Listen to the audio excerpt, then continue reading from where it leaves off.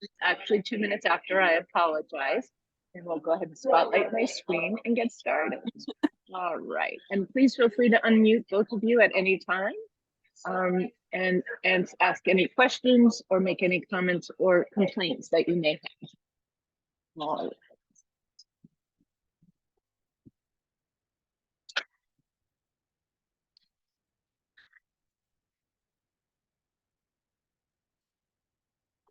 Gary, welcome. Hello. It's hot. Yeah, I'm going to turn that air down.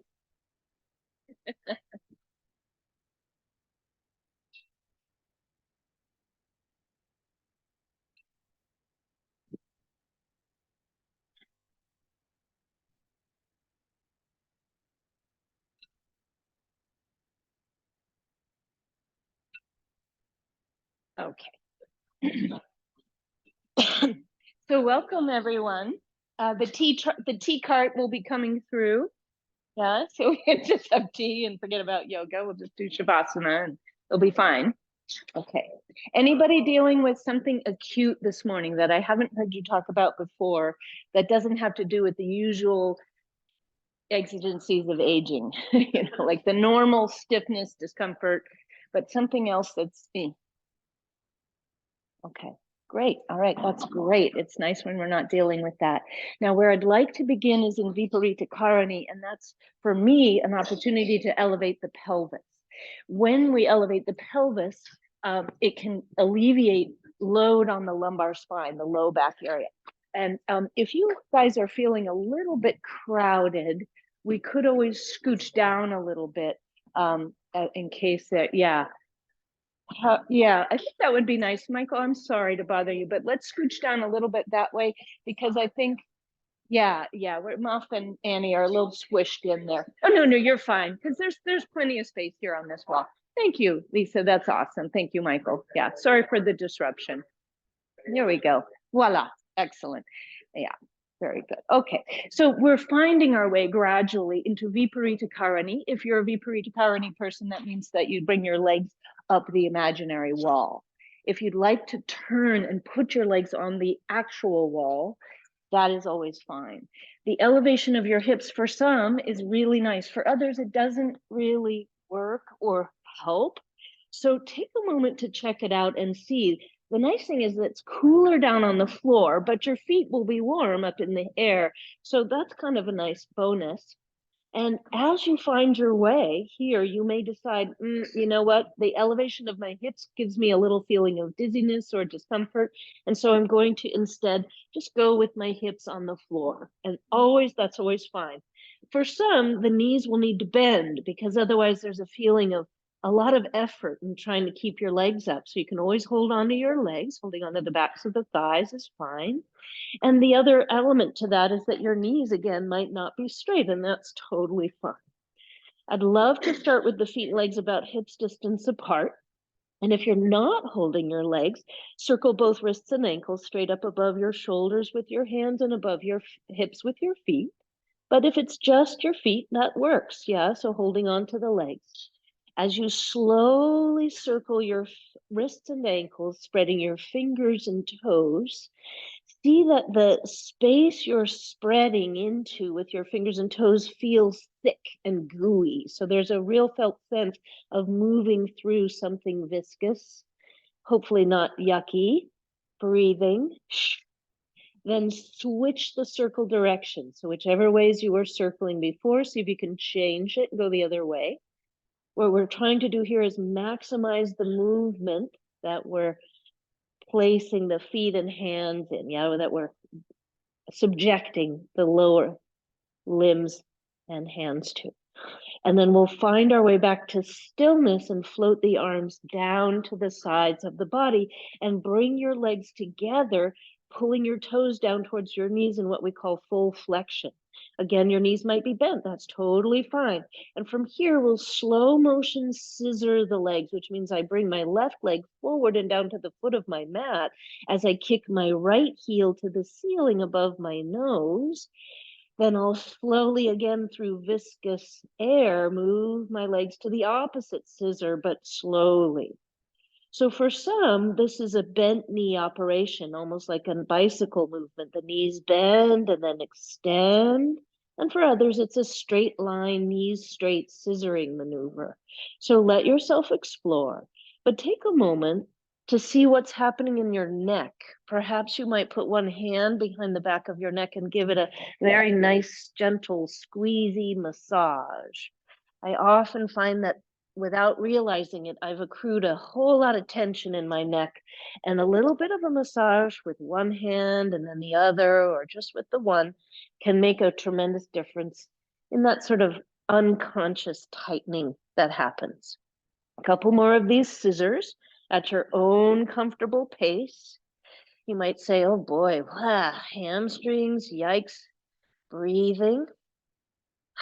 Then slowly bend those knees and just let your legs rock from side to side in a gentle twist.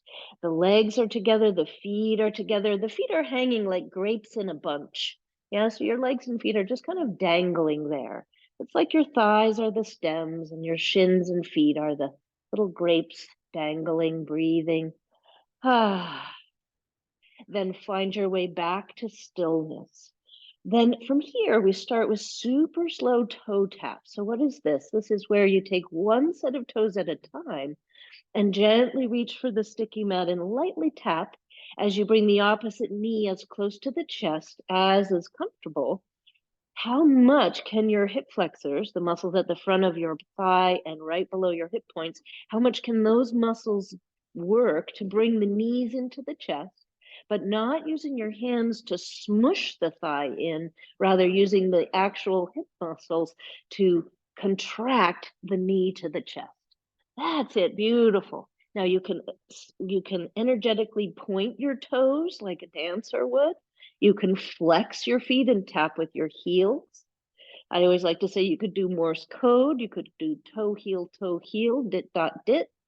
I always like to talk about how my father was a Morse code operator when he was 11 in St. Louis, Missouri.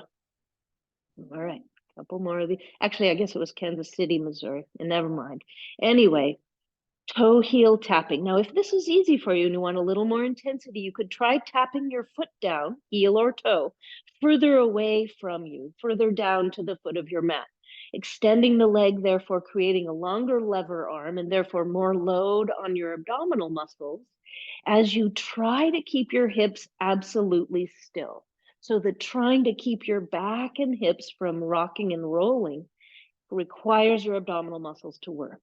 And if all of this is starting to feel kind of tedious and maybe even boring, you could kick the heels so far away that you hover the legs, sort of like a diving board, right out over the sticky mat as the opposite knee comes into the chest. Couple more of these. Again, notice your neck. You might even turn your chin from shoulder to shoulder. Yeah, beautiful, Annie. That's it. Yep, that's it, Meth. Good. All right. Then bring the knees into the chest and rock side to side. Okay, now taking a break for a moment, what we need is a block. So if you don't have your block nearby, place your feet flat, gently lift off your bolster, roll to the side, and collect your block. And sorry for bad news, but we'll get right back up onto our bolster and place the block between the upper thigh bones. Now take a moment to decide for yourself. Do you want the block on its widest axis from right to left, say, for example, between your inner knees? Or do you prefer a middle height block? I usually go for a narrow width block right up at the top of the thigh, very close to the pelvis. Then I let my feet fall down towards the buttocks and I flex my feet and squeeze the block tightly between the thighs.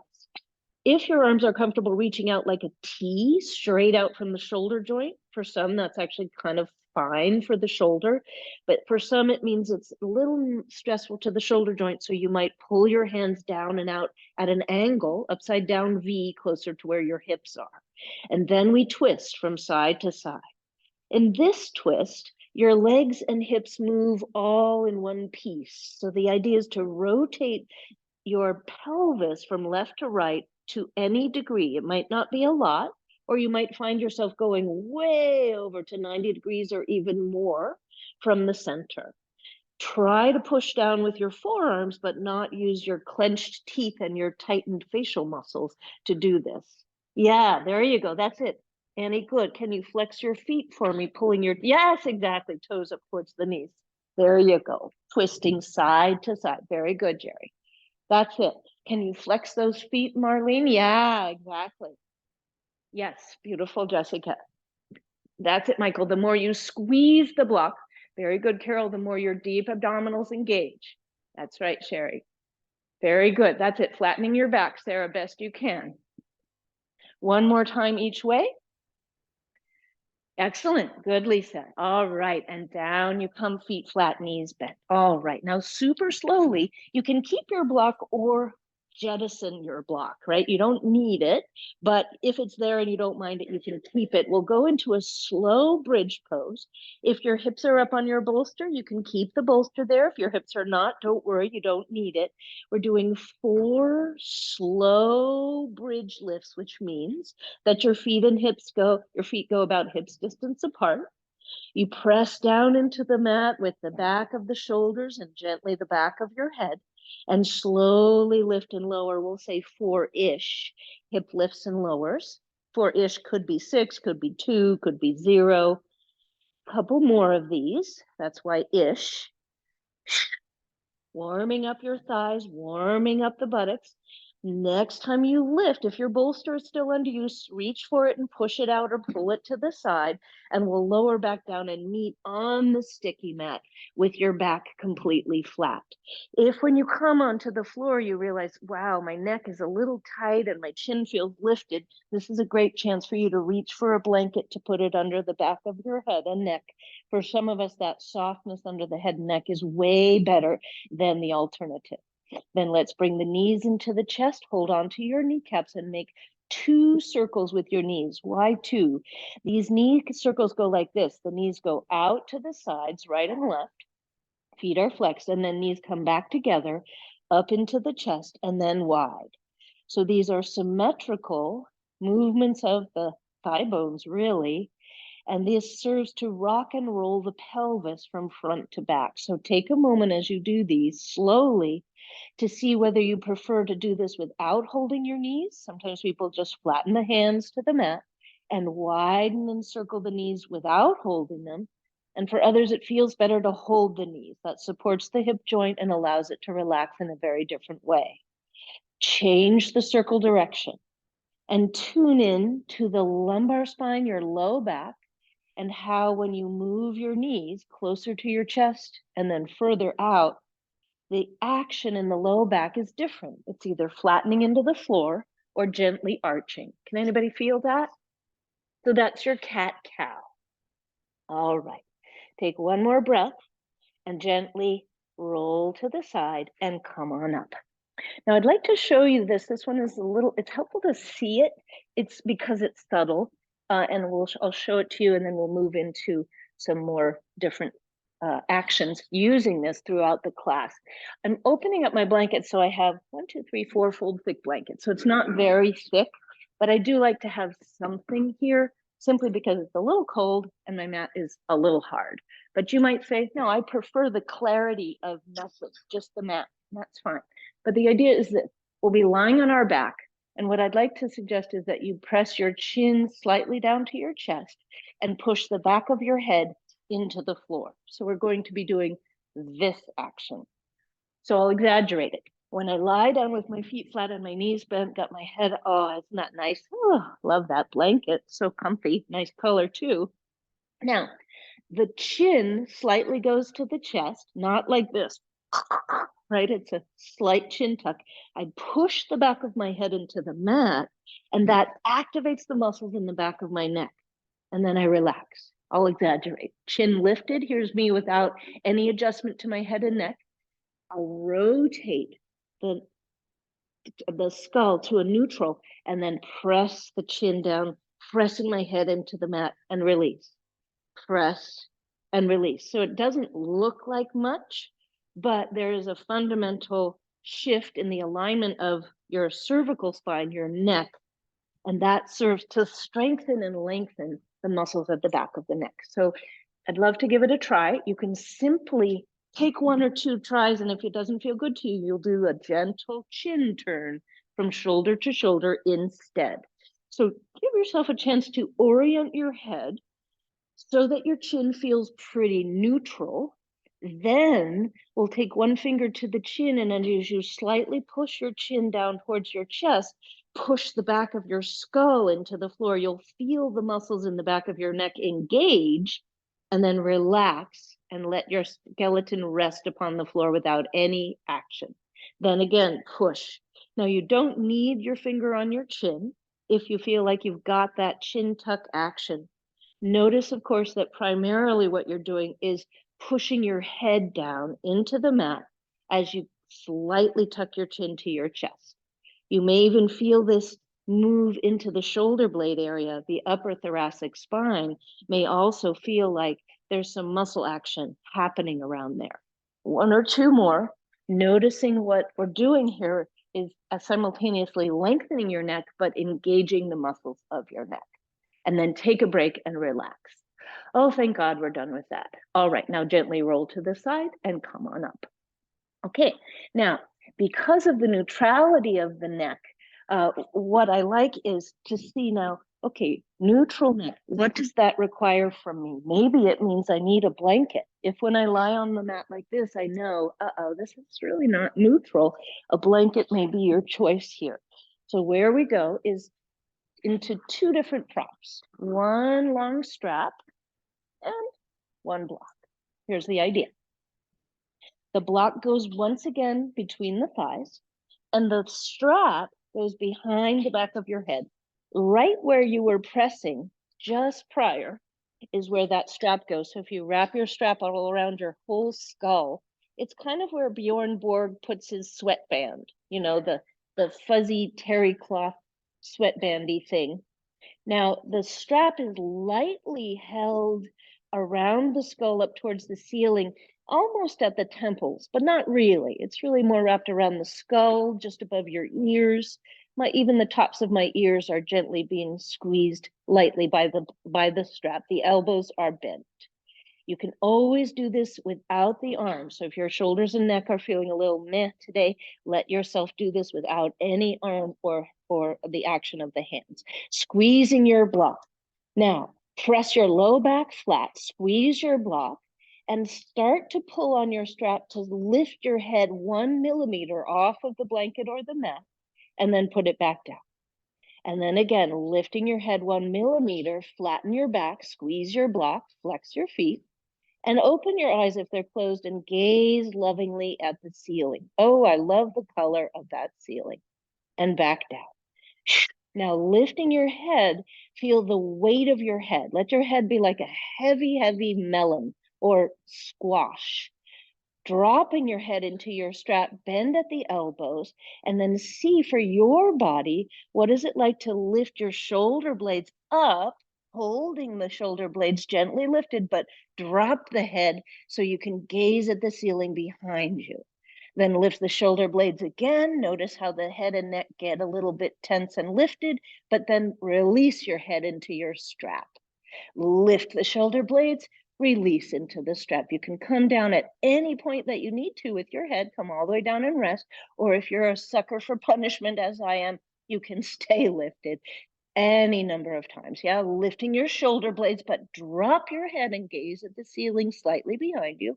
One more time, engaging the upper rectus abdominis and drop the head. Then slowly lower your head all the way down if you haven't already and release your strap. Woof. Now, 1 foot at a time, flat onto the floor. Keep your block between the thighs unless you find it uncomfortable. We'll stretch the legs all the way out. And I like to move slowly here, giving my body a chance to react and respond and adjust to the movement. As I kick my heels all the way down the mat, I straighten out my knees. If the block feels okay between your upper thighs, you can keep it, or you can say, nope, you can pluck it out and remove it.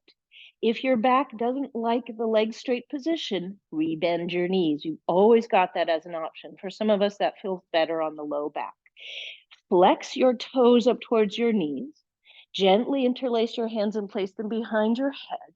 Lift your head and gaze down the line of the body and try to see if you can spread your toes, point your toes and knees to the ceiling and squeeze your block as you squeeze your buttocks too. And then release your head back down, massaging your neck on the way if you like, and let your arms come down to the sides of the body. Now prepare to lift your feet up off the floor, but don't actually lift your feet off the floor. Feel the backs of your heels on the mat. Feel the calves. You might feel your hamstrings, although for me, I don't really. Squeezing your block so much that if it were made of marshmallows, it would be flat as a pancake right now. Squeeze, squeeze, squeeze, squeeze, squeeze. But notice your shoulders.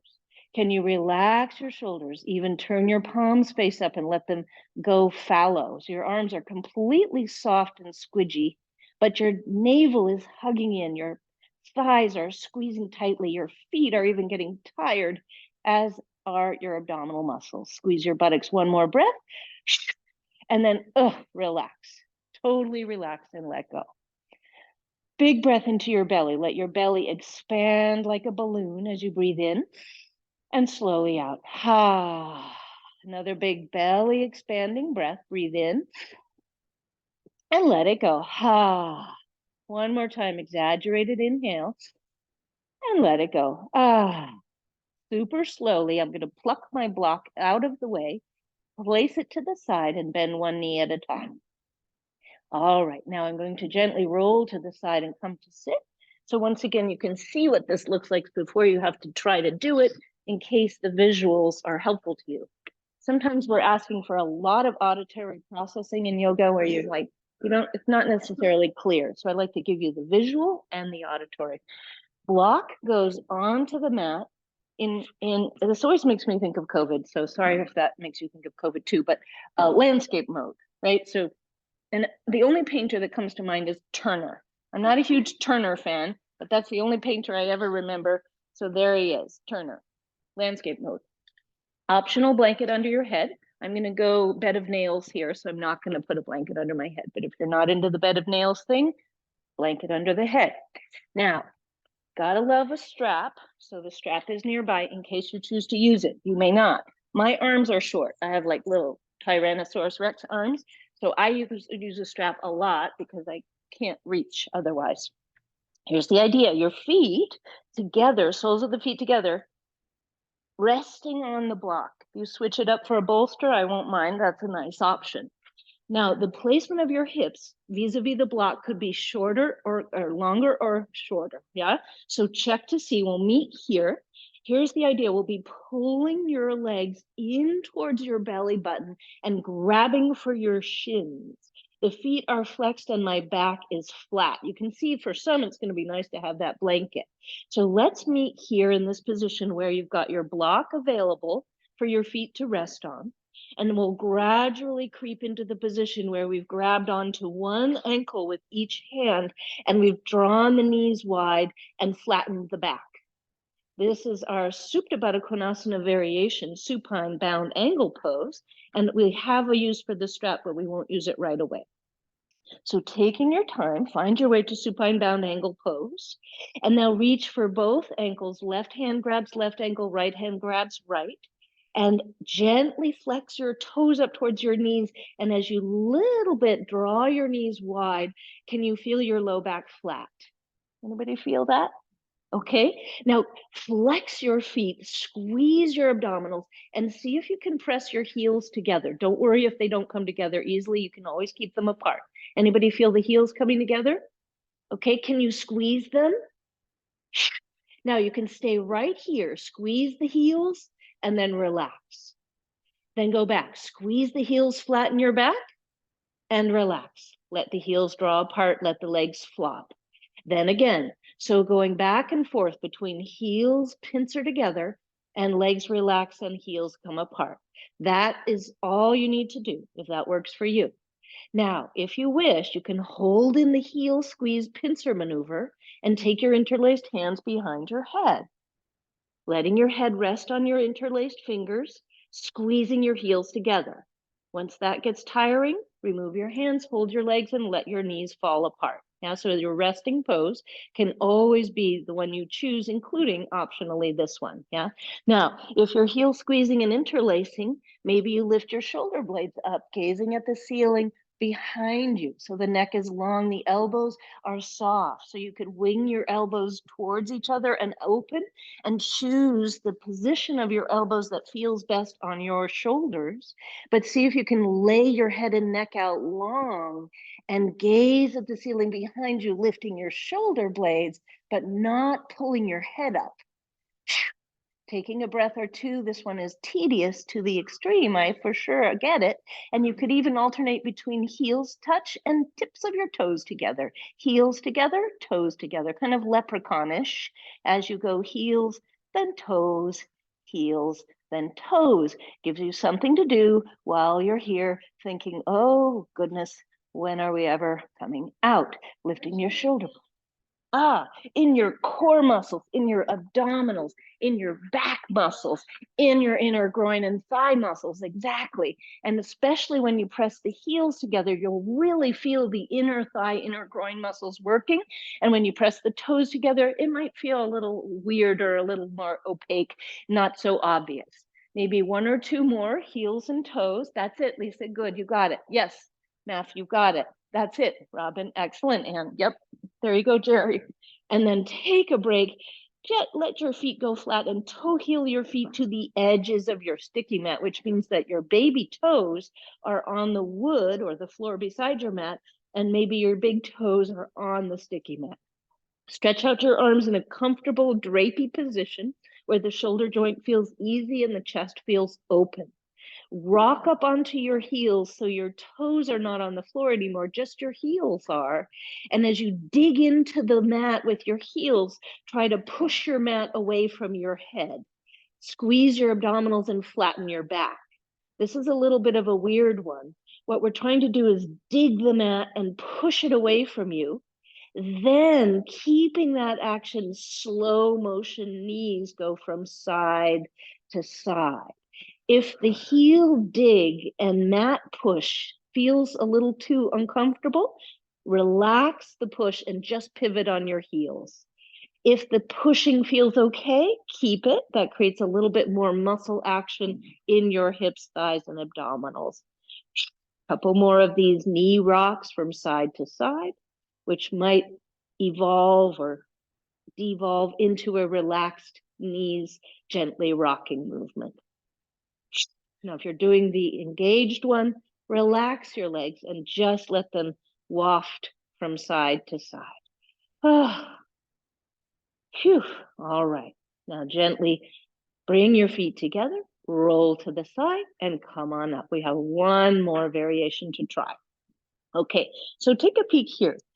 You can come back to where we just were, where you have the hold of your shins. You're gently squeezing. Now, for some, the knees wide position is problematic. It's just a little bit much. So here's an opportunity for those of you not doing this to do something slightly related, but not exactly the same. You put your hands onto your outer thighs. You bring your feet together.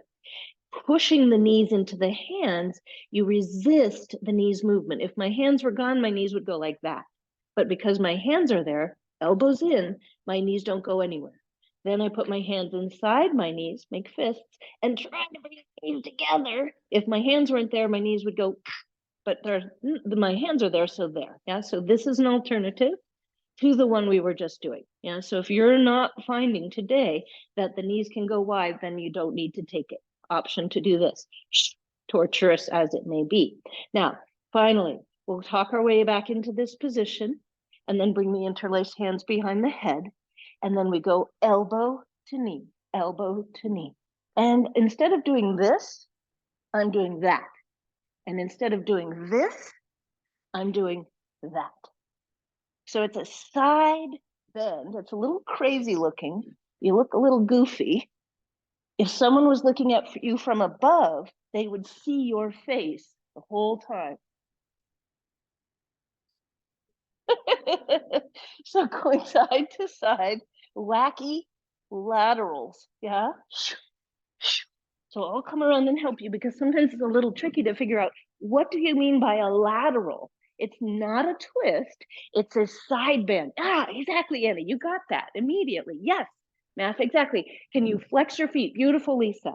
You can always go back to holding on to the shins keeping the back flat and pressing the heels together. That's it, Marlene. You don't, yes, exactly, Jerry.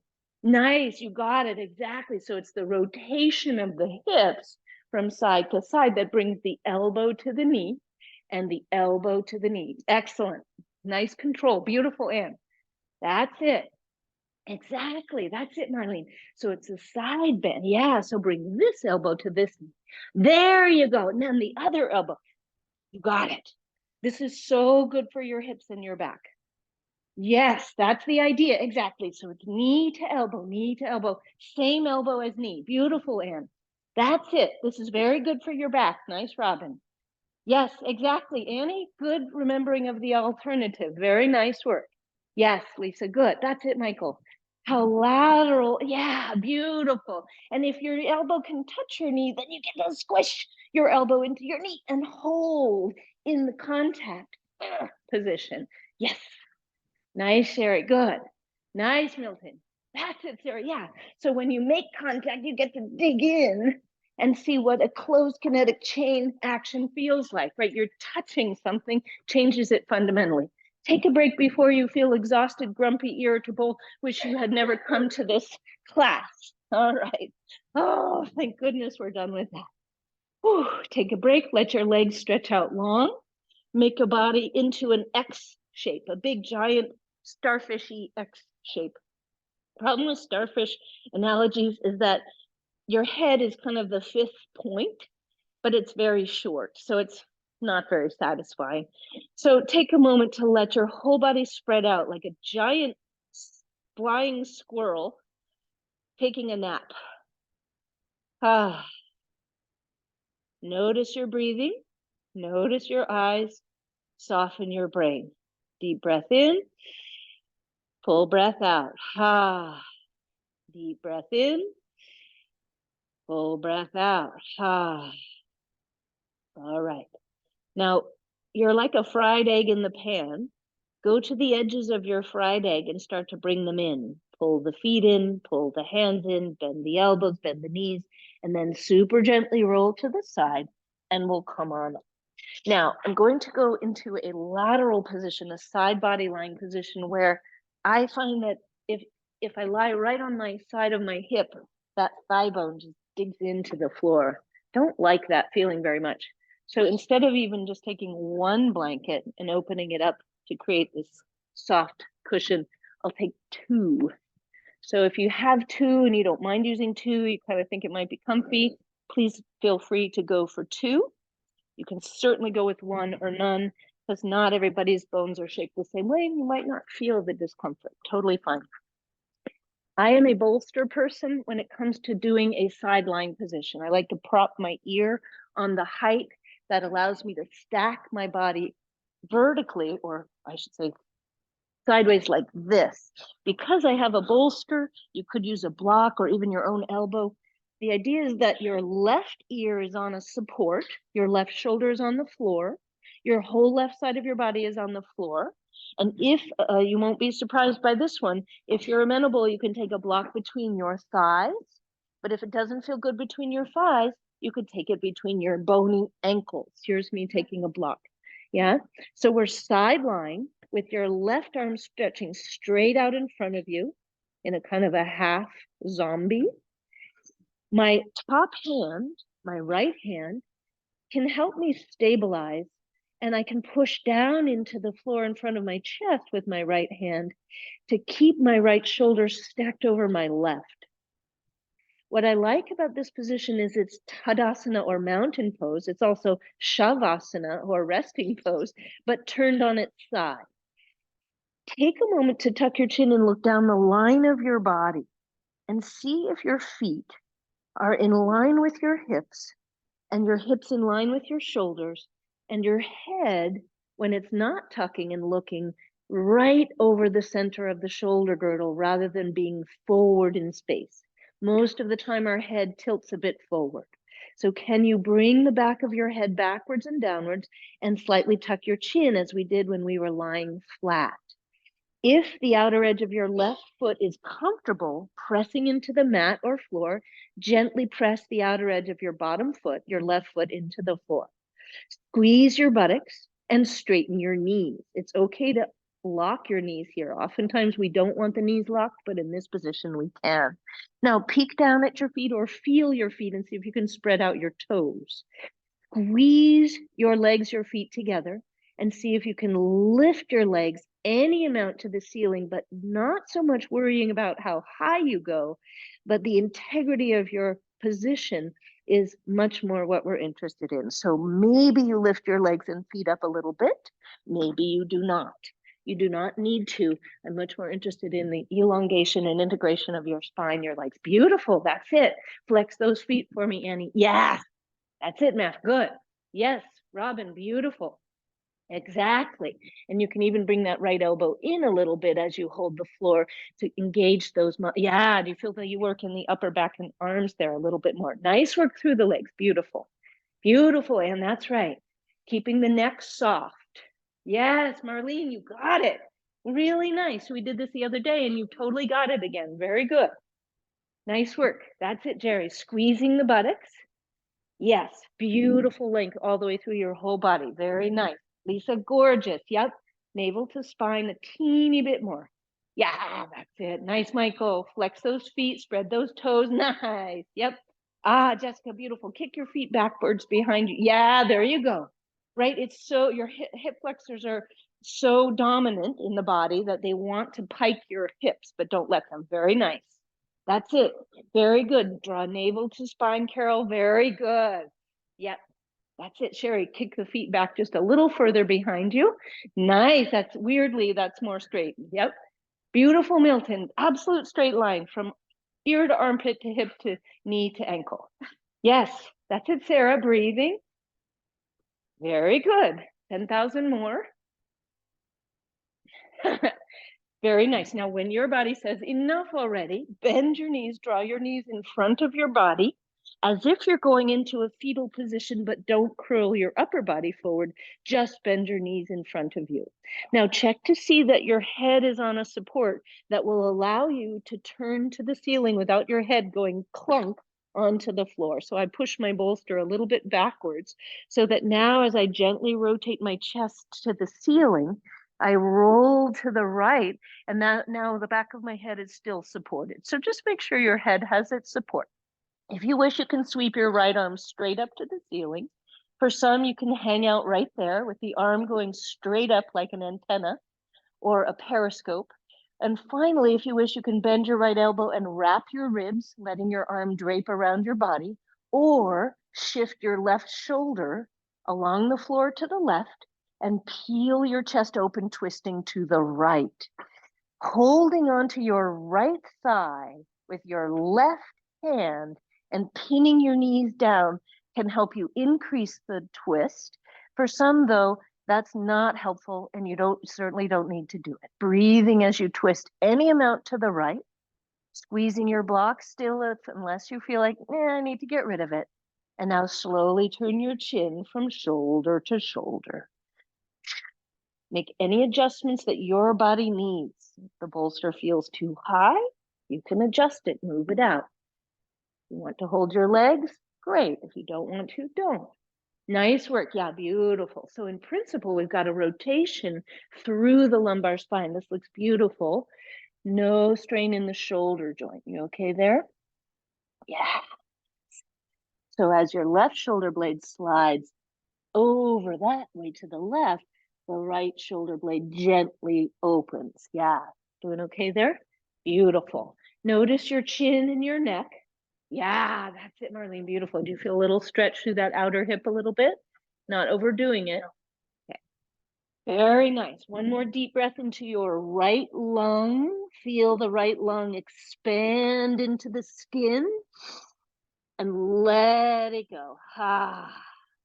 Then we'll carefully and softly wrap your right arm back around your rib cage and gather yourself onto your back, rolling back to the midline, and then scooch, scooch, scooch, scooch, and roll over onto your right side. So now we'll do the same Vashisthasana variation on your, where are we now, on our right ear? And if you're on your left, don't worry. It doesn't matter. We've got two sides, thank goodness. Yes, and I'll help you with that because that is so irritating at times. That's it, Math. Exactly. Beautiful. You've got the flex of the feet. Now squeeze your buttocks. Slightly tuck your tailbone, lengthen through the crown of your head, and use your top hand to push the floor to help you stay stacked with your top hip directly above your bottom hip. Exactly. And flexing those feet, you got it. There you go, Annie. Nice. Yep, beautiful. Voila. Pull the kneecaps up. Yes, Lisa, good. Spread those toes. If you wish, you can tuck your chin and look down the line of your body, but if you already feel like you're pretty straight, you don't need to do that, Jerry. Excellent. Nice, Michael. Stack, stack, stack. Now, slowly, if you wish, you can lift and lower your legs any amount. Yes. Nice, Jessica. Breathing. Interesting to see where the tension is. Try to gather the action all into your solar plexus and have it talk to the block squeeze. Yes, you see this. So the stabilization comes from the action between your low ribs and your mid thighs. Yes. Straightening those knees. Carol, nice work. Yes, excellent alignment of your pelvis. Very good. And maybe even pull. Yeah, that's it. So that works. Yes, when we bring the baby toe up, that works this peroneus, this outer muscle. That's very good for balance. There you go. That's it, Sherry, keeping that left hip stacked. It so much wants to go backwards. There you go. Nice. Now kick your legs behind you 1 more inch. You got it. Yep. See how challenging that is? It's not that easy to keep that left hip stacked. Best you can. Yes, and use the top hand to help you. You got it. That's it. Feel the difference? Nice, Milton. A little more tuck of your tailbone, just a teeny bit. Now kick your feet back without, yeah. So it's both and. Don't overdo. Sarah, good. Even a teeny bit more of your feet behind you, just a teeny tiny bit. That's all you needed. Yep. All right, 7,000 more. Nice action through your feet, Jerry. You saw me coming. Very good. All right. When you're ready, don't let me rush you. We'll bring those knees in front and go into our twist. If you're not into the twist, you certainly can take an optional something else like child's pose or just like break. If you're into the twist, the knees bend in front of you. Option for the bolster under your head or no. Slowly lift your top arm up to the ceiling, straight up like a periscope. And then slide your bottom arm straight out away from your nose, like the direction Pinocchio's nose grows. And then slowly twist to the side of the wall behind your top arm. So if you're on your right side, you're twisting left. If you're on your left side, you're twisting right. Grab the top thigh with the bottom hand. Adds a little bit of torque, a little bit of leverage, so that you can twist a little more. Breathing. Breathe into your top lung. Can you feel your ribs stretching with the pressure of the lung below? Yeah? 2 more deep breaths. Maybe rotate your chin from shoulder to shoulder. Notice if you're grinding your molars. That would not be my favorite thing for you to do. 1 more deep breath here. Gorgeous. Now slowly wrap that arm that's extended back around your rib cage. Gather yourself to the midline and carefully roll into the middle of your mat, bringing your knees into your chest. All right, very good. Now, we're moving on to the front body so you can keep your blanket stack if you're so inclined. If you would like to put your feet over the top of something soft, when you lie on your front body, the idea would be this option for your bolster. That is pretty squishy and comfy, I have to say. Pretty nice. But not everybody's going to like it. So you can certainly put the tops of your feet straight down on the floor like this, or you can tuck your toes under. Any of those options are very worth exploring. I love the bolster under my feet because it prevents cramping in my arches and also discomfort in my toe joints. Then the question becomes, bless you, whether your head might need a folded blanket under your forehead like I'm showing here. For some people, this helps you keep a neutral neck without stressing out the shoulders and arms. For others, you could instead stack your palms and rest your forehead atop. That can be nice. And any other options you like side lying I'm showing here, totally fine. The pubic bone presses. Now, of course, I just had you lie down. And I didn't ask you to bring a block with you. So that's my usual thing that I say, lie down and now get your block. So if you need to grab your block, grab it. We need just one and we'll put it to the right. So as you bring your legs and feet hips distance apart, have your block nearby. We'll meet in this prone position. Squeeze your buttocks, press your pubic bone down into the mat or blanket, and try to lift your belly button up. And try to lift all the flesh around your belly button up too. Now, for me, since my feet are on a little bit of height, the knees are bent. If it works for your knees, you can straighten out those knees. Not everyone will want to. It's okay to keep them bent, but keep your buttocks squeezing and your pubic bone pressing. Now, float the head any amount. Then lower it, relax your legs, bend your knees, and windshield wiper from side to side. Now that might be the variation that you take here. So it's only the head lift. Let's meet back where we started. Legs are long, pubic bone presses, buttocks squeeze. Option to straighten your knees, and then option float your head. Again, this might be your position where you stay and rest when you need to. If you'd like to move to a slightly more intense variation, see if you can float your feet up any amount. And then see if you can pull your elbows back any amount. You could rest your hands down if you like. For some, that is a nice variation, pubic bone pressing. When you're ready to rest, you release, you bend your knees, and windshield wiper. Whew. All right, so moving on. Same starting position, feet down. Pubic bone pressing, buttocks squeeze. Knees straighten. Forehead lifting, feet lifting, elbows pull back. Now I reach for my block. Now imagine you're in a flooded place. So it's Aqua Alta, you're in Venice, and you're in St. Peter's Square, no, San Marco Square, and you don't want your block to get wet. So you're doing Shalabhasana in a flooded piazza, and your block wants to stay above the water. Yeah. So any height to the block that you can manifest is great. If your elbows are comfortable staying straight, that increases the intensity of the action. If you need to bend your elbows at any point or throughout, you certainly choose that. Coming down to rest before you wish you hadn't started this in the beginning. And then option to switch the circle direction. If you're looking for more intensity, you can stay lifted, but resting is more important than staying. Couple more breaths, not working into back pain, strain, or total anger. And then come all the way down, bend those knees, flex those feet, and make a soft round circle with your shin. Whew. Anybody find themselves holding their breath? That's very easy to do when you're lying prone and doing all that work. So take a few deep breaths. If your feet and legs were circling in one direction, switch the circle. That's it. Oh, Shalabhasana. All right, now from here, the action that you may choose to take is the following. As you're lying on your front body, check to see if it feels okay for your hips, legs, and back to pull your right knee up and out to the right. My inner right knee is on the floor, my inner right foot, my inner right calf, and my inner right ankle. So I look a little bit like one of those drawings on the floor when somebody on the ground, when somebody has a crime scene, right?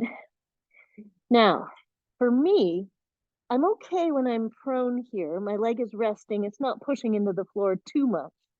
But in order to lift my chest at all, I'm going to shift my whole body to the left so that my right leg will be on the blanket instead of on the floor. So in this one knee bent position, I'm going to scooch over to the left so that my right inner knee, oh, it's so much more comfortable.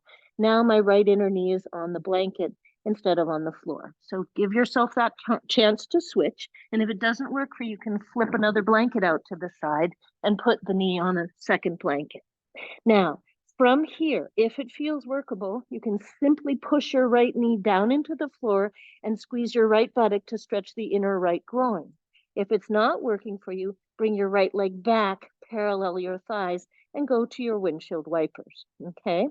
So if your one leg is out, you can come into your Sphinx pose. If your one leg is not out, you can come into Sphinx pose. That's the next pose. The pubic bone presses and we creep up onto the elbows. For some people, when you're in Sphinx, this knee out to the side doesn't feel good. So then you would bring your leg back and take classic Sphinx with both legs long.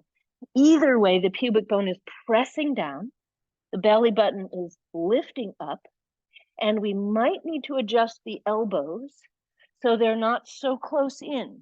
When I bring my elbows forward, it brings my upper body down a bit, and the curve in my back is not so extreme. So feel free to make that adjustment as needed. If you're okay bringing your elbows right under your shoulders, that again is the classical position for Sphinx. As you press your pubic bone down, now try to lengthen through the front of your left thigh. Breathing. You do not need to straighten your left knee, but we're trying to press the pubic bone down. Now slowly turn your chin to the left and bend your upper body. Look around your left shoulder and look outside your left ankle and see if you can do this side body bend any amount to the left, keeping your pubic bone pressing. Slowly come on back to the center, wag your chin to the right, bend your upper body to the right, and look around to see your right foot, maybe even your outer right hip, side body bend, and slowly back to the center. Now slightly tuck your chin, scoop the belly in, drop the chin to the chest, and broaden your shoulders. Then lift your chin, smooth out your eyebrows, smooth out your brow, lift your chin, but not your eyelids. Let your eyes stay soft. Tuck the chin all the way in and down. Now for some, enough already. You'll slink all the way down and take a break. Bring your right leg back in. But if you want more intensity, stay high as you bring your elbows any amount up off of the mat. This is not for everyone. Pulling your sticky mat towards your chest, press your pubic bone and lift the sternum, but not your chin. Shoulder blades down your back. So this is a little bit of a Bhujangasana cobra pose in your frog. Excellent. And then slowly come all the way down. Now, this is the fun part. Pause.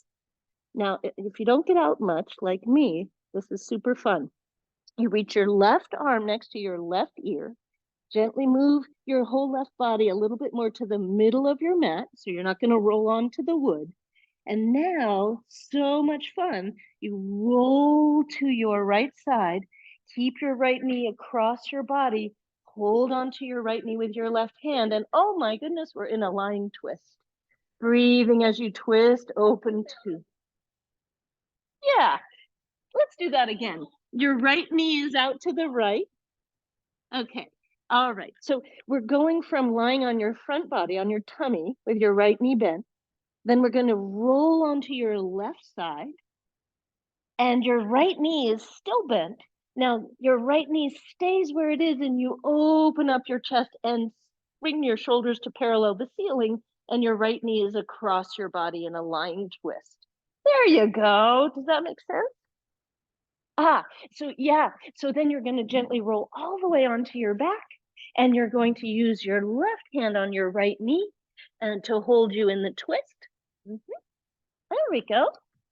And you can even wrap your right arm around your ribs. You don't have to twist all the way to the floor. There you go. Now you're in your twist. There you go. Exactly. That's it. So this hand holds that knee. There you go. And then the right arm goes out. There you go. Excellent. You got it. Very good. So it's yoga origami. You do. You've got it. Yep. You're correct. That's it, Carol. There you go.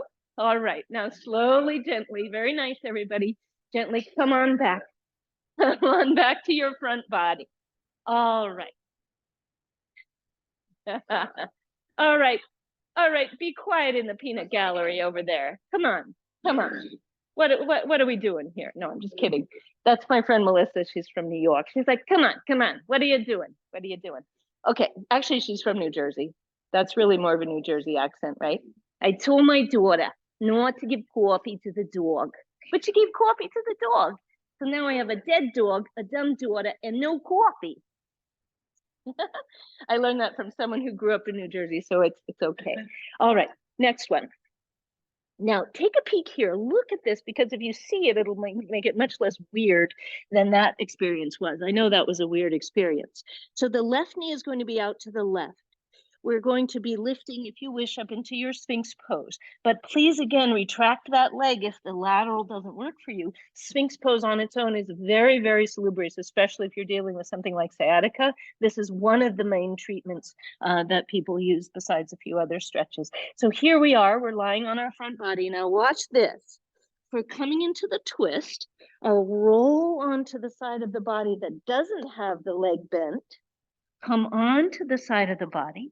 Then my left leg is across already. I rest my head down and gently open my arm. Now, if my left arm isn't comfortable twisting all the way to the floor, I can wrap it around my rib cage. Now I'm in my cross body twist. So we come from prone into twist. All right, so let's meet in the position where you're on your front body and you take your left knee up and out to the left at a roughly 90-degree angle to your body. Check to see if that works for you. If so, lovely. If not, bring your left leg back parallel with your right. Press your pubic bone gently down. You may feel a stretch in the inner left groin. No overworking here. Let it be a very gentle pressure or no pressure at all. Just the placement of the leg may be sufficient to give you a stretch. Then pubic bone presses to see if we're comfortable lifting up onto the elbows. And we place the elbows the distance from the trunk. That allows you to get a length in the front of the body without overarching. Very good. Now, collarbone is gently broadening. The chin is neutral and soft. And we'll first turn our chin to the right, away from your bent left leg. Wind your body around, bending to the right. Look towards your outer right ankle. Upper body side bend. Slow return, like you're a slow horse. Come back to the center, then turn your chin to the left and slowly bring your head up and around your left shoulder to look for as much of your left hip as you can see. Side body bend. Reach through your right leg as long as it is comfortable getting. Slow return. Breathe. Now, for some, the elbows lifting is actually kind of a fun extension of your pose, Bhujangasana. Notice the elbows want to lift. Can you pull them in and towards your rib cage? Grip the sticky mat, pull it towards you as you lengthen through the front of the body. No need to lift your elbows. If that's too much, it's too much. And then we slowly lower down. Nice work. Now, I love this part. You get to melt into the floor like ghee in the pan. Then extend your right arm out near your ear at a comfortable angle for your shoulder. Use your left hand to help you start to roll onto your right side body. You can scooch into the middle of your mat if you wish here. Then taking your head onto the support you need, you can let it be on the floor or put a blanket under there. Grab onto your left thigh with your right hand. You're already in the twist. Now all that remains is to rotate your shoulders towards the ceiling and maybe even extend your top arm, your left arm out to the left as you pull your left knee across the body, twisting to the left side, breathing into it. Yes, Lisa, beautiful. Yeah, exactly, Annie. Yep, exactly. That's it. And allow your left arm to wrap around your rib cage or to float in space. It's okay if it floats, but we don't want to overwork that top shoulder. So we don't want to stress it out. Yeah, nice deep breath into your, which lung is that? Your left lung. Yeah. Breathe into the left lung and elongate. There you go. That's your calla lily, right? So you're going up and open. That's the calla lily action. Yeah, exactly. You see that? So we brought this part of your thoracic spine a little bit more in and forward so that the part up here could flute open. Yeah, beautiful. Deep breath into the belly. Slow breath out. One more deep breath into your left lung. And slow breath out. Take your time to gently roll back onto your front body. Beautiful, Sherry. That's it, Carol. Exactly. That's it. Yes, you got that hip action.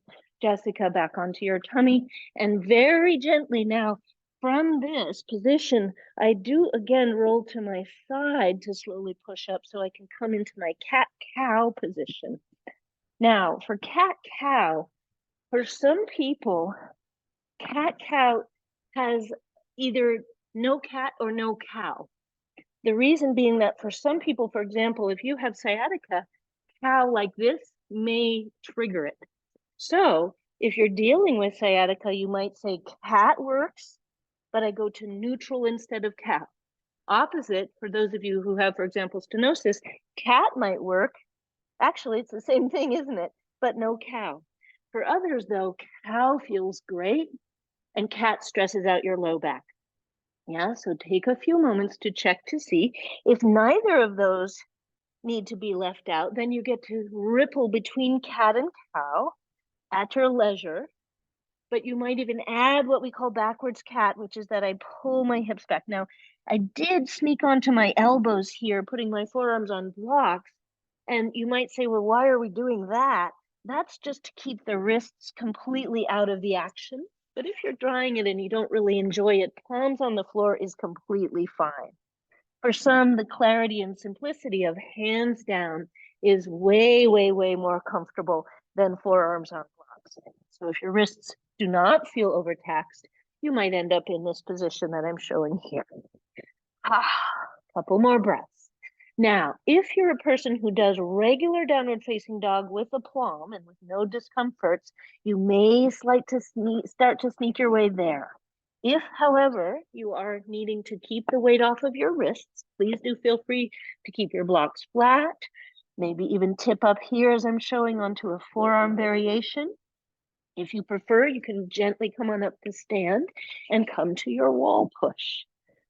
Palms on the wall at about shoulders distance.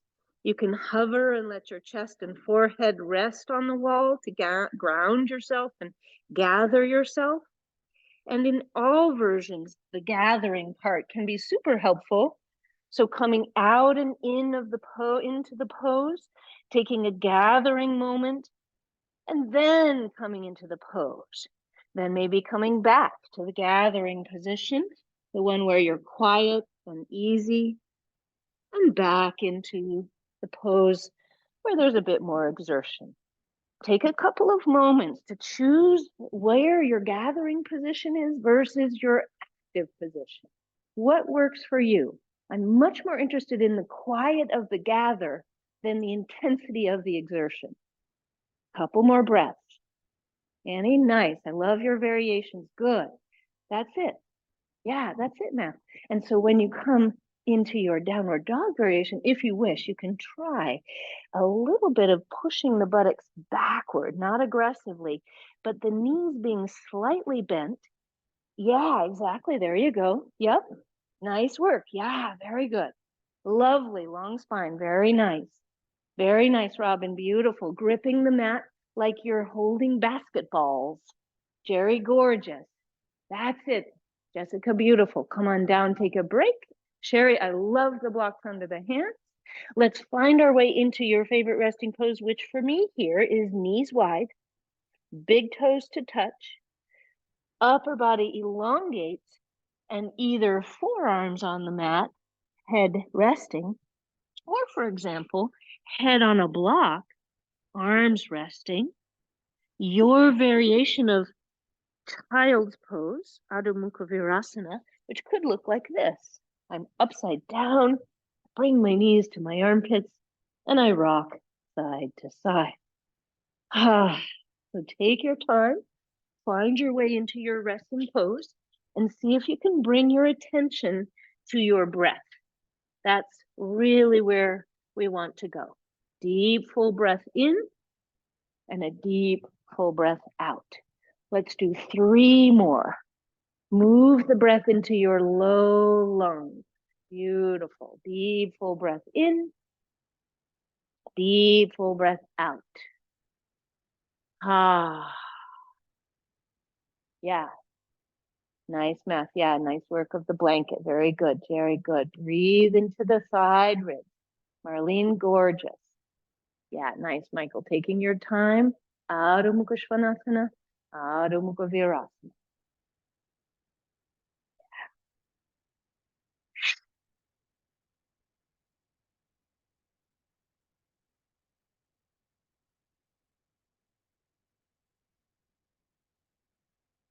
Super slowly, gently, we'll creep our way up to standing into Prasarita Padottanasana. We'll do a gentle flat back variation followed by options for you, if you wish, to make it more of a stretch for the hamstrings. 2 blocks, one under each shoulder, or 1 block stacked upon the other. Admittedly, a rather precarious alignment, but the reason for the height of these blocks is that for some of us, keeping your chest lifted will feel better, especially if you're dealing with any dizziness that precludes you hanging upside down comfortably, okay? So the nice thing about having slightly wobbly blocks, whether they're stacked or no, let's have everybody face towards the computer. Yeah, so everyone on this side, let's face in towards the computer this way, and everyone over on the partition side, face the computer that way. And if you need to stagger right to left, that can help sometimes. Otherwise, you end up with your nose right in somebody's tailbone, which is awkward. So you can stagger a little bit if that works for you. Very good. Now, if you're okay with flat back, you might stay here, but there are some strategies that we'll use to adjust for the position of your torso. So let's meet here in our flat back with the feet wide and all 10 toes pointing straight forward, and rock from heels to balls, from heels to balls. If you feel discomfort in your feet and ankles, it can be nice to toe heel your feet in closer, because when the feet are wider, you can end up with lateral pulls in the feet and ankles that can be stressful. And so we don't want that, yeah? Now, draw your navel in and up. Imagine you're gently zipping up a too tight pair of pants, which you wish you had donated. Then slightly sink your buttocks behind your heels. So you press your buttock bones backwards just a little bit. And then again, gently pull your belly button up to flatten out your low back a little bit. Sometimes people even put a hand on their low back to feel how you've decreased that natural curve. Now, if you're comfortable with the blocks high, you might even put your left hand or forearm on the blocks so that we can twist to the right. If you prefer, though, you can flatten your blocks out or take any position for the blocks, including 2 flat blocks, where you twist to the right with your left palm on the blocks and open up the chest. Option to extend the right arm. For some, the right hand will feel much better on your sacrum.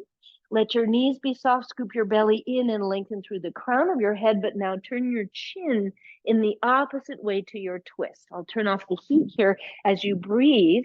If you prefer your chin to go back out and turning to the right, you can look towards your right hand, but for some, it feels better to twist the chin left even as you twist your torso right.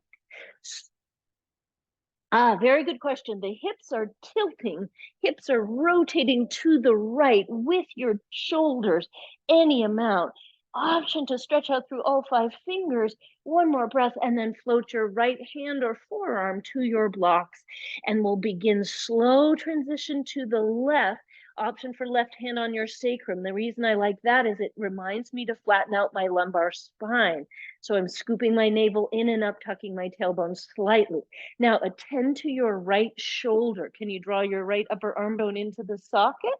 Maybe turn your chin right if you like that sensation in the neck. And now you could, if you like, sweep your left arm open with the palm facing to the left wall. Maybe the chin goes with your left thumb. Maybe the chin goes opposite. Breathe into the squeeze of your shoulder blades. You can even pull your fingers towards your elbow, pushing up your palm as if into the ceiling.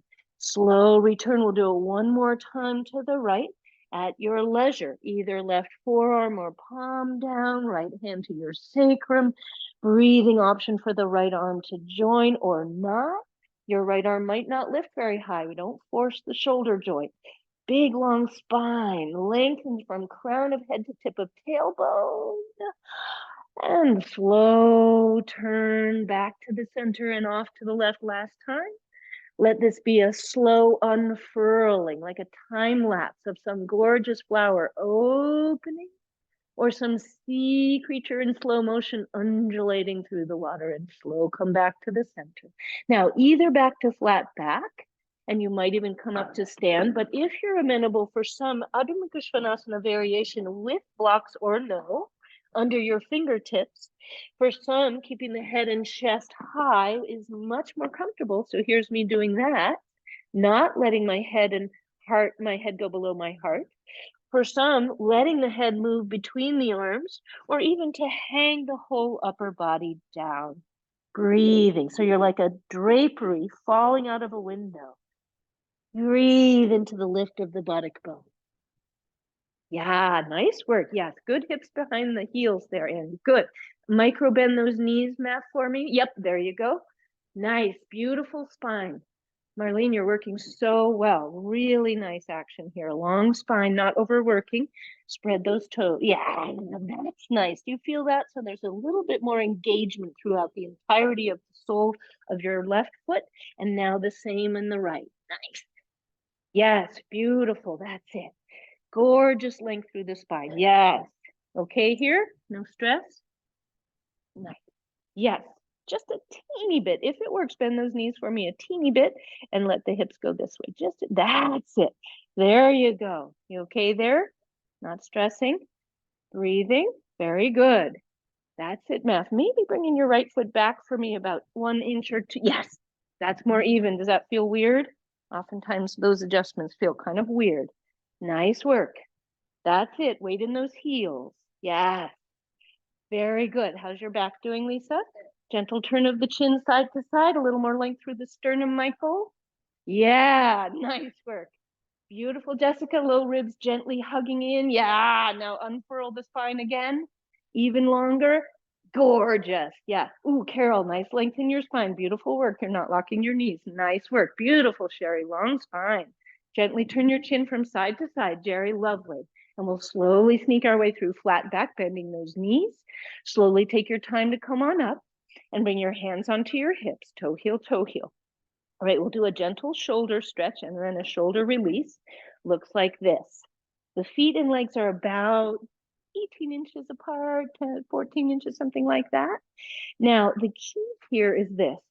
I sink my buttocks back in space, but my spine stays elongated. So I'm not doing this, but I am doing this. I do draw the navel in, so I'm keeping a felt sense of engagement here. And then what I'd like to do is sneak my feet a little wider as I sink down so that I can take my right shoulder, I'll mirror you here, right shoulder forward as I look down, then slowly turn my chin to the left and drop the right shoulder, stretching out that whole right side of my back body. Then I'll slow motion return to the center, coming up to the midline, and drop my left shoulder down, turning my upper body any amount to the right, even as I push with my left hand, my left knee backwards, opening the inner groin. Then slow return to the center. Right hand pushes right knee open and back to inner groin stretch as my right shoulder dips any amount, turning my chin to the left armpit. And one more time on the other side, modulating this in any way that you need to. Breathing, sink into the heels. Slow return to the center and stomp your heels as you engage your abdominals to stand up tall, toe heel your feet in. Let your feet and legs be about hips distance and reach the arms up. If you turn your palms face up and bring your arms in front, for some that's a little easier on the shoulder. Now I like to look down sometimes. For some of you, it'll be nice to look up. And as you bend your knees a little bit, open your arms as wide as you can. Open, open, open, open, open. Yeah, gorgeous. And then forward and up again. Big reach and open wide. Last time, forward and up. Big tall reach, squeeze the buttocks and sweep the arms. Very good. Now re-step the feet wide. You can face any direction here. Once again, it's a flat back. I put my right elbow on my right thigh and let my left arm swing. For some, it feels good to let your head hang like a ripe coconut, as my friend Karen used to say. Yeah, so you can let your head hang as your arm gently swings, letting go. Just imagine all the tension in that whole upper shoulder, upper neck, back of shoulder blade area. arm itself completely draining out of your fingertips. Then we slow it down and pause before switching sides and taking the other elbow onto the other thigh and checking to see how this side feels, making any modulations to the movement so that you feel comfortable. This is supposed to be kind of pleasant, relaxing, not stressful. Yeah, let the neck relax, let the upper body relax. When your body says, okay, enough already, slowly come on up to the center. Very good. All right, so we have one more thing to do before we lie down, and that is to take ourselves into a balancing position. Now, what I'd like to do is give you a place to put your foot, which is that you could put one block flat and another block flat on top, and place that block in front of you so you can face the clock wall here, facing straight towards me. Don't need to be facing the long edge of your mat. And bring your legs comfortably close together. Now, for a Shiva position, it's a sort of a Shiva squat. What we do is this. Bend your knees slightly and take your left foot, I'll mirror you here, your left foot, and lightly step it onto your blocks. Yeah. Now, slightly bending your right knee, gaze at a fixed focal point, and squeeze your inner thighs together, even though they're not near each other. Yeah. And then bring your arms out in front of you, kind of zombie-ish. Turn your palms up and then take Jana Mudra. This is where you put the fleshy part of the thumb over the index finger and then open the arms wide. So this is the wisdom mudra. We could all use it, right? Now, slightly keep that right knee bent. Keep your gaze fixed. Grow tall through your spine. And if you're comfortable lifting your left toes up, you can always put them back down. Finally, the movement that we take is this. We turn the knee and the toes outward. That's your Shiva pose. Bending your right knee, bending your left knee, gazing down your nose, flexing your feet, breathing. And you can always come down. You can always put the foot on the block. You can come out. You can come back in.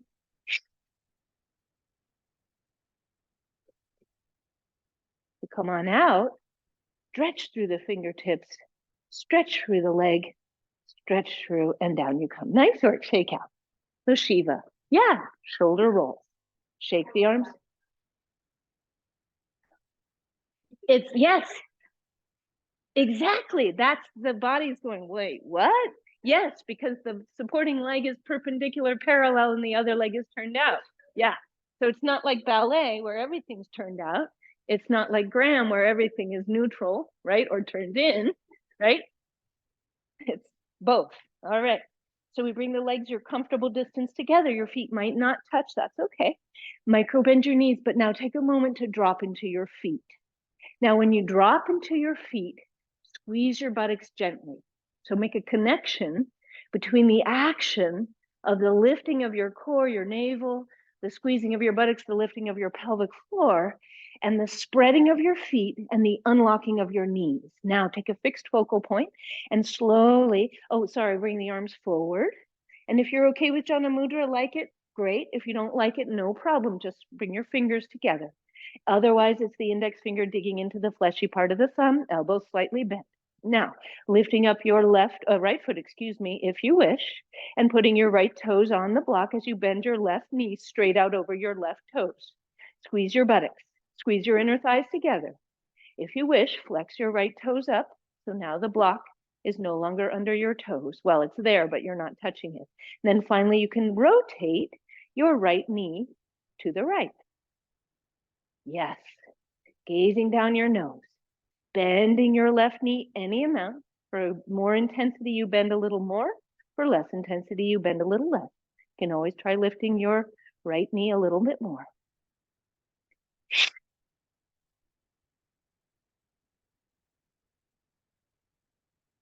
When you're ready, stretch the arms wide, stretch the leg out, and down you come. Nice work. Shake out. Excellent. Very good. Lovely. Shiva squat. All right. Now we'll come on down onto our backs, and you're thinking, yeah, but class is over, and you're right. It almost is. But let's take that bolster back under the pelvis. All right. So I'd like to do a version of an inner groin stretch that uses the strap, and then we'll move right into deep relaxation. The thing I love about this variation is that you end up with a hamstring stretch and an inner groin stretch, but it's well supported. If you discovered early on in class that you're not a fan of the bolster, please feel free. You can substitute a folded blanket, this so-called strudel folded blanket, or nothing at all, or a block, yeah? And then we'll bring the strap around the feet and bring the legs up to the ceiling. So again, you might not be a person who has a bolster underneath you. Now, what I'd like to suggest here is that you take your left foot and bend your knee and draw your left knee down towards your left armpit. Take the strap now around just your right foot and reach with just your right hand up and wrap both sides of the strap around your right hand. Now, you might stay right here, very simple, or reach with your left hand as we did earlier for your left shin. You remember that? The torturous lateral movements. Don't worry, this is not a core exercise. So holding onto your left thigh, letting your left knee open. If it doesn't feel good, let the left knee stay in towards your chest. You don't need to open it, yeah? And then either staying here, pulling your right leg towards your chest for a hamstring stretch, if external rotation is not helpful to you today.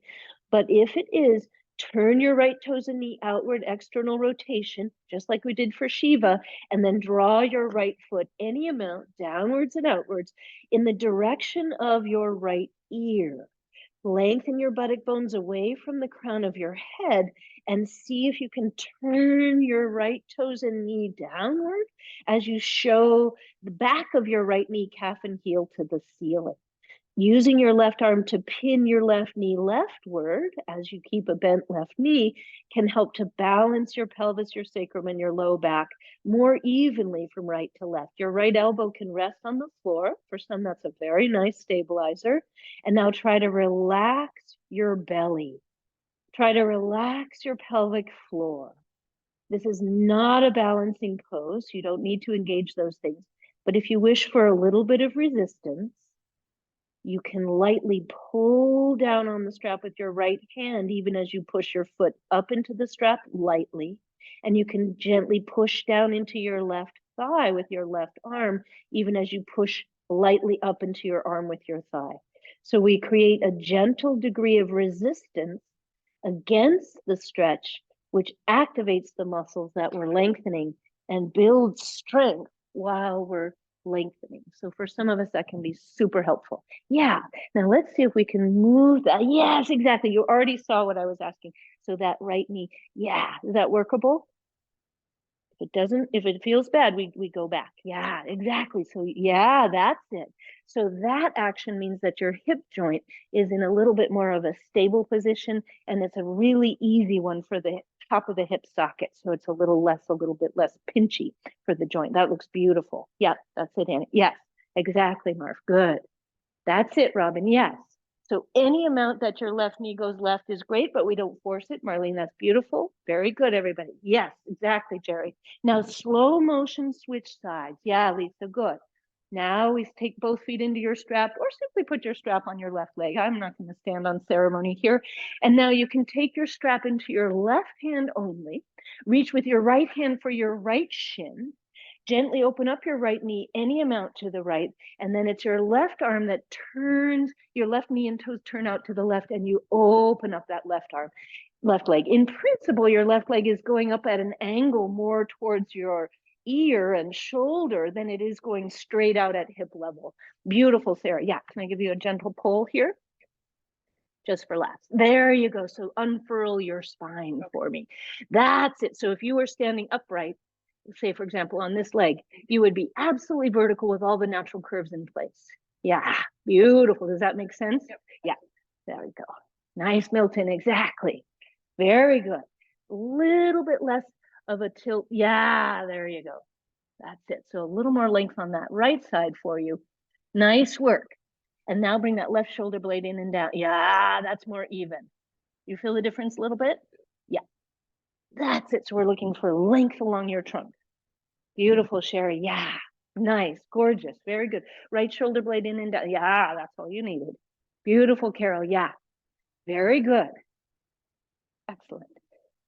Yes, a little bit less tuck of the tailbone. Yeah, that's it. But so it's not an arch so much, right? But natural curve. So you could be like la-di-da, standing on your right leg, no problem. And yeah, beautiful. Exactly. Press the sacrum so you grow your spine. Yeah, gorgeous. Beautiful, Michael. Yes. Nice work, Lisa. Yeah, beautiful. Very good. Annie, nice adjustment on this side. Nice, Marv. Yeah, excellent, Jerry. Take your time. That's it, Anne. Marlene, good. Robin, excellent. And come on back to the center. Oh, from here, thank goodness, we get to just do nothing now. This is the do nothing part of the class, often the hardest part of the class. Placing your feet flat, slowly push the bolster away from you, unless you prefer to stay there. You could stay in Viparita Karani. All I'm going to do is put the bolster right out from under my buttocks, but keep it under my upper thighs, and then let the thighs relax into the bolster so that the thigh bones are supported. Now, if you have a different variation that you prefer, please do feel free to make any adjustments, take any position that works for you for Shavasana, deep relaxation. This is truly the best part of class. N'est-ce pas? This is why we come to yoga. Because how many of us do not do Shavasana at home? It's the secret of home practitioners that they often skimp on Shavasana. Not fair. This is the most important part of class. Allow your breath to encompass every cell in your whole body. There's this new organ people are talking about, scientists are talking about, called the interstitium, which is it's basically the fascia, all the connective tissue, but it's shot through with tubules of fluid. So your whole body has a whole nother circulatory system that we didn't even know about, where you have fluid, molecules, cells, entities, stuff flowing, not in your veins, but in the interstitium. It's so amazing. It's so cool. So visualize now this whole extracellular matrix of tubules washing your body with all sorts of fabulous fluids, bringing everything to everything, allowing your body to heal itself, to shore itself up. And after yoga, the interstitium is just as much a part of that as is your circulatory system, your lymphatic system, your nervous system, all the systems interweaving orchestrally. Is that a word? Orchestrally? Allowing everything to soften and flow. Let your body flow. Ah.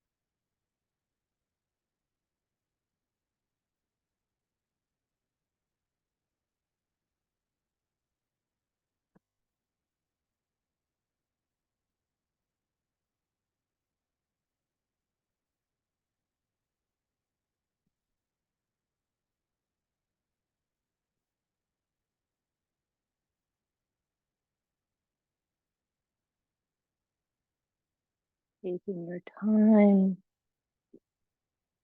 gently begin to wiggle your fingers and your toes. And if you're choosing today to stay resting, there is no need for you to sit upright.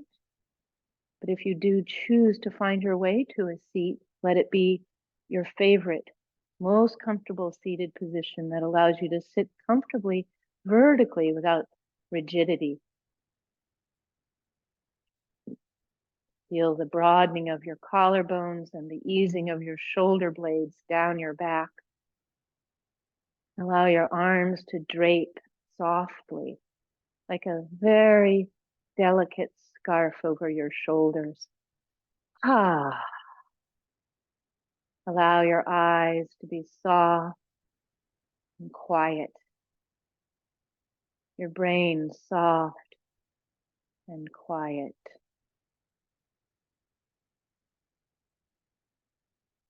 Slight tuck of your chin, gentle lengthening of the back of your head and neck upwards in a gentle variation of the thing we did lying down. So the chin comes slightly to the collarbone and the back of your head presses into an imaginary wall upwards and backwards behind you, further lengthening your neck. And then let the shoulders fall again. And take a moment to let the body breathe. Observing the quality of the mind,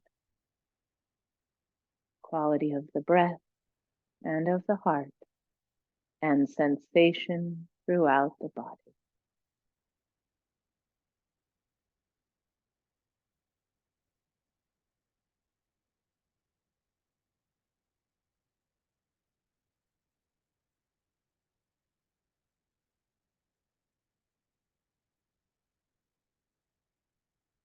Deep breath in and let it go. Thank you so much, everyone. Thank you for joining me. Thank you to Susanna for sending me the podcast about the interstitium. So it was a doctor in New York City who was what was it? He became a doctor because he heard from his mom that a family friend who was a physician had hundreds of people come to his funeral. And the young guy thought, I want hundreds of people to come to my funeral, so I'm going to become a doctor.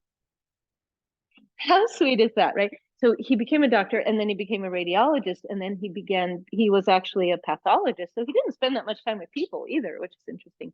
But he's the one who saw these little hairy things on the edges of his tissues and didn't realize at first that they were actually tiny tubules. And then things came together and people realized, so now you can look at these living animals and you can see the interstitium. People now realize what they're looking at. They were looking at it all the time, but didn't know. And now all of a sudden it's like, wait, oh, this is a thing. So it's just one of these incredible examples of, it's like astrophysics or something where you're like, oh my God, that was that all along. It's all dark matter. Who knew, right? It's all the interstitium. So interstitium, interstitium, like interstitial spaces. So it's basically all the stuff in between. So anyway, that's your new organ, your interstitium. So just wanted to introduce you. So thank you to Susanna for sending that to me. All right, so I will be here next Friday is what, the 20 something? I'll be here. Is it the 20th? 22nd. I'll be here the 22nd. I will not be here the 29th. Sarah Ender Schultz will be subbing for me on the 29th, but I will be here the 22nd, and I'm coming back. I will be back for the Friday after the New Year, which is the 7, 8, 9, 10, 11, 12. The first Friday after the New Year, I'll be here is the 12th. So again, I will not be here on the 31st. That's the Friday. No, what is that? The 29th? 29th. I will not be here on the 29th. Right? Okay. So it's all going to be on the website for the Arlington Center and on my own website too. So thank you all so much. Lovely to see you all. Thank you, Susanna, for that interstitium. That was so much fun. Yes, yes, yes. um, seriously, I'm baking more of that bread. Would you like another loaf sometime in the next few days? Sure, absolutely. And Love. actually it freezes beautifully. Oh, So yeah, I'll I just would deliver a loaf and then you can decide. I would love it, Susanna, 100%. Thank you so much. Thank you so much. Thank you so much. Have a beautiful weekend. Love you. Bye-bye. Too. Bye bye. Bye-bye. Bye.